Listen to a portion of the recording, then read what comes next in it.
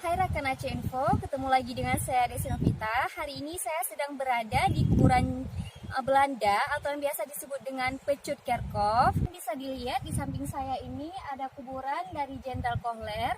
Di sekitar ini kuburannya sangat indah, rapi, tersusun, dan sangat terawat. Dan sekarang saya sedang berada di makam Saidil Mukamil, merupakan salah satu Raja Aceh. Dan rekan, bisa kita lihat sendiri di sini, yaitu kondisi dari makam Raja Kerajaan Aceh kita sendiri ini, perbandingannya dengan makam Jenderal Belanda sangatlah menyedihkan. Karena di sana makam Jenderal Belanda sangatlah terawat, indah, tersusun rapi, sedangkan kerajaan kita sendiri, yaitu makam dari kerajaan kita sendiri, sangatlah menyedihkan.